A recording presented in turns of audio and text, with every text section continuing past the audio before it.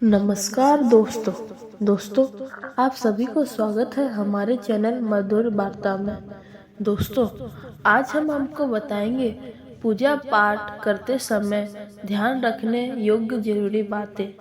तो दोस्तों, चलिए शुरुआत करते हैं। हिंदू धर्म में पूजा पाठ को बड़ा महत्व दिया गया है और रोज भगवान की पूजा की अनिवार्य बताया गया है।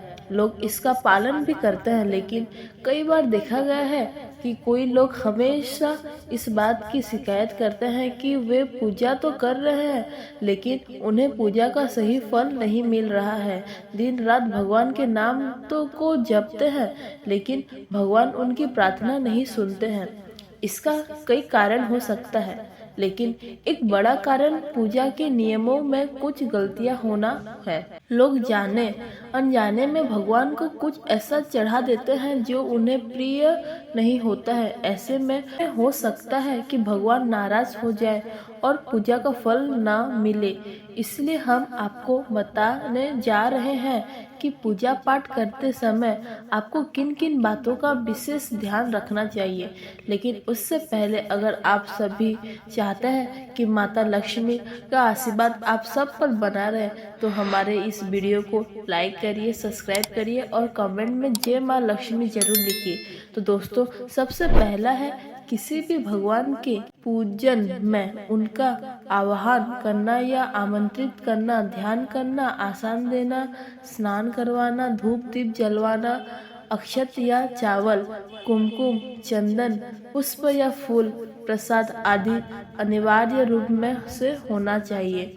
दूसरा, पूजन में पान का पत्ता भी रखना चाहिए। ध्यान रखें, पान के पत्ते के साथ इलायची, लौंग, गुलकंद आदि भी चढ़ाना चाहिए। पूरा बना हुआ पान चढ़ाएंगे तो श्रेष्ठ रहेगा। तीसरा, देवी देवताओं को हार, फूल, पत्तियां आदि अर्पित करने से पहले एक बार साफ पानी से अवश्य धो लेना चाहिए। चौथा, सभी प्रकार की पूजा में चावल विशेष रूप से चढ़ाया जाता है। पूजन के लिए ऐसे चावल का उपयोग करना चाहिए जो अखंडित पूरे चावल हो, यानी टूटे ना हो। चावल चढ़ाने से पहले इन्हें हल्दी से पीला करना बहुत शुभ माना गया है। इसके लिए थोड़े से पानी में हल्दी घोल लें और उस घोल में चावल को डुबा कर पीला कर किया जा सकता है। पांचवा, पूजन कर्म में इस बात का विशेष ध्यान रखें कि पूजा के बीच में दीपक बुझना नहीं चाहिए। ऐसा होने पर पूजा का पूर्ण फल प्राप्त नहीं हो पाता है। छठा, भगवान विष्णु को प्रसन्न करने के लिए पीले रंग का रेशमी कपड़ा चढ़ाना चाहिए। माता दुर्गा, सूर्यदेव व श्री गणेश को प्रसन्न करने के लिए लाल रंग का, भगवान शिव को प्रसन्न करने के लिए सफेद वस्त्र अर्पित करना चाहिए। सातवां, किसी भी प्रकार के पूजन में कुल देवता, कुल देवी, घर के वास्तु देवता, ग्राम देवता आदि का ध्यान करना भी आवश्यक है। इन सभी का पूजन भी करना चाहिए। आठवां, पूजन में हम जिस आसन पर बैठते हैं उसे पैरों से इधर उधर खिसकाना नहीं चाहिए। आसन को हाथों से ही खिसकाना चाहिए। नौवां, यदि आप प्रतिदिन घी का एक दीपक भी घर में जलाएंगे तो घर के कोई वास्तु दोष भी दूर हो जाएंगे। 10वां, सूर्य, गणेश, दुर्गा, शिव और विष्णु ये पंच देवता कहलाते हैं।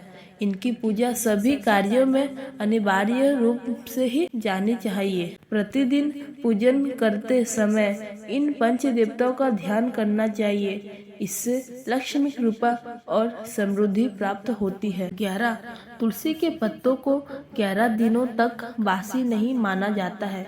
इसकी पत्तियों पर हर रोज जल छिड़कर पूर्ण भगवान को अर्पित किया जा सकता है। तुलसी के पत्तों को बिना स्नान किए नहीं तोड़ना चाहिए। शास्त्रों के अनुसार यदि कोई व्यक्ति बिना नहाए ही तुलसी के पत्तों को तोड़ता है तो पूजन में ऐसे पत्तों भगवान द्वारा स्वीकार नहीं किया जाता है। 12, दीपक हमेशा भगवान की प्रतिमा के ठीक सामने ही लगाना चाहिए। कभी कभी भगवान की प्रतिमा के सामने दीपक ना लगाकर इधर उधर लगा दिया जाता है, जबकि यह सही नहीं है। 13 घी का दीपक के लिए सफेद रुई की बत्ती का ही उपयोग किया जाना चाहिए, जबकि तेल के दीपक के लिए लाल धागे की बत्ती श्रेष्ठ बताई गई है। 14 पूजन में कभी भी खंडित दीपक नहीं जलाना चाहिए। धार्मिक कार्यों में खंडित सामग्री शुभ नहीं मानी जाती है। 15 शिव जी को बिल्व पत्र अवश्य चढ़ाएं और किसी भी पूजा में मनोकामना की सफलता के लिए अपनी इच्छा के अनुसार भगवान को दक्षिणा अवश्य चढ़ानी चाहिए, दान करना चाहिए। दक्षिणा अर्पित करते समय अपने दोषों को छोड़ने का संकल्प लेना चाहिए। दोषों को जल्दी से जल्दी छोड़ने पर मनोकामनाएं अवश्य पूर्ण होगी। 16 भगवान सूर्य की 7, श्री गणेश की 3, विष्णु जी की 4 और शिव जी की 1 या 2 परिक्रमा करने चाहिए। 17 घर में या मंदिर में जब भी कोई विशेष पूजा करते तो अपने इष्ट देव के साथ ही स्वास्तिक, कलश, नवग्रह देवता, पंच लोकपाल, पूर्णस मातृका, सप्त मातृका पूजन भी अनिवार्य रूप से किया जाना चाहिए। इन सभी की पूरी जानकारी किसी ब्राह्मण पंडित से प्राप्त की जा सकती है। विशेष पूजन पंडित की मदद से ही करवानी चाहिए ताकि पूजा विधिवत हो सके। 18 घर के किसी भी पूजा स्थल पर कबाड़ या भरी सामान ना रखें। 19 भगवान शिव को हल्दी नहीं चढ़ाना चाहिए और न ही शंख में जल चढ़ाना चाहिए। 20 पूजन स्थल पर पवित्रता का ध्यान रखें। चप्पल पहनकर कोई मंदिर तक नहीं जाना चाहिए। चमड़े का बेल्ट या पर्स अपने पास रखकर पूजा ना करें। पूजन स्थल पर कचरा इत्यादि ना जमा हो पाए। 21 मंदिर में लगे सूखे हार फूल हटा देना चाहिए। 22 हमेशा भगवान श्री गणेश की आराधना से पूजा पाठ स्टार्ट करें। श्री गणेश को तुलसी दल चढ़ाने से बचें। भगवान गणेश को तुलसी दल चढ़ाने से दोष लगता है। 23 शिव शंभू को कभी भी केतकी का फूल नहीं चढ़ाना चाहिए। पौराणिक कथाओं के अनुसार भगवान शिव ने केतकी को श्राप दिया था, इसलिए भगवान शिव को यह फल नहीं चढ़ाना चाहिए, वरना भक्तों का काम बिगड़ सकता है। 24 भगवान की प्रतिमा को स्नान करवाने वक्त सिर्फ उंगलियों का प्रयोग करें। भगवान को स्नान करवाने समय कभी भी अंगूठे का इस्तेमाल नहीं करना चाहिए। ऐसा करने से भगवान अप्रसन्न होते हैं और घर में विपत्ति आती है। 25 दीपक को कभी भी जमीन पर रखकर प्रज्वलित ना करें। ऐसा करने से धन की बर्बादी होती है और घर में अशुभ आती है। 26 पूजा के वक्त अगरबत्ती का प्रयोग ना करें। ऐसा इसीलिए क्योंकि इसे बांस की लकड़ियों के साथ बताया जाता है और बांस की लकड़ियों का प्रयोग अंतिम संस्कार में किया जाता है, इसीलिए इस अशुभ माना गया है। 27 रविवार के दिन तुलसी के पत्ते तोड़ने से बचें। मान्यताओं के अनुसार रविवार के दिन तुलसी के पत्तों तोड़ने से भगवान विष्णु प्रसन्न होते। 28 भगवान शालिग्राम को कभी भी चावल अर्पित ना करें। वास्तुशास्त्र के अनुसार ऐसा करने से दोष लगता है। 19 पूजा में गंदे कपड़े पहनकर ना बैठे। कभी भी गंदे कपड़े पहनकर पूजा नहीं करनी चाहिए। मान्यताओं के अनुसार ऐसा करने से घर में दरिद्रता आती है। 30 पूजा के दौरान मन को पवित्र रखें। कभी भी पूजा करते समय मन को दूषित नहीं रखना चाहिए। कहा जाता है कि पूजा को दौरान मन में बुरे ख्याल रखने से पूजा का फल प्राप्त नहीं होता है।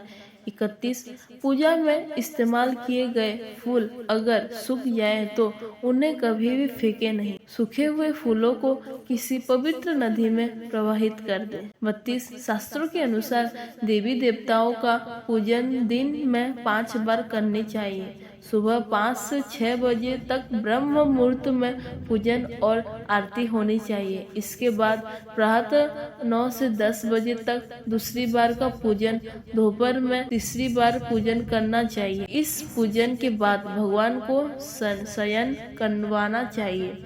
शाम के समय 4-5 बजे पुनः पूजन का और आरती। रात को 8-9 बजे शयन आरती करनी चाहिए।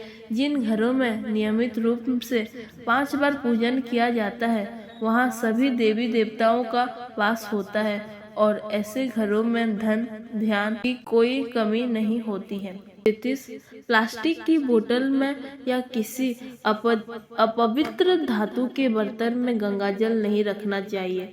अपवित्र धातु जैसे एल्यूमिनियम और लोहे से बने बर्तन में गंगाजल नहीं रख जाना चाहिए। गंगाजल तांबे के बर्तन में रखना ही शुभ रहता है। स्त्रियों को और अपवित्र अवस्थाओं में पुरुषों को शंख नहीं बजाना चाहिए। यह इस नियम का पालन नहीं किया जाता है तो जहाँ शंख बजाया जाता है वहाँ से देवी लक्ष्मी चली जाती है। दोस्तों, मंदिर और देवी देवताओं की मूर्ति के सामने कभी भी पीठ दिखाकर नहीं बैठना चाहिए। दोस्तों, अगर आपको हमारी वीडियो पसंद आई तो मेरे चैनल मधुर वार्ता को please like, subscribe and share करिए। माँ दुर्गा आप सबकी मनोकामनाएं पूरा करें। इसी शुभकामनाओं के साथ जय माँ दुर्गा।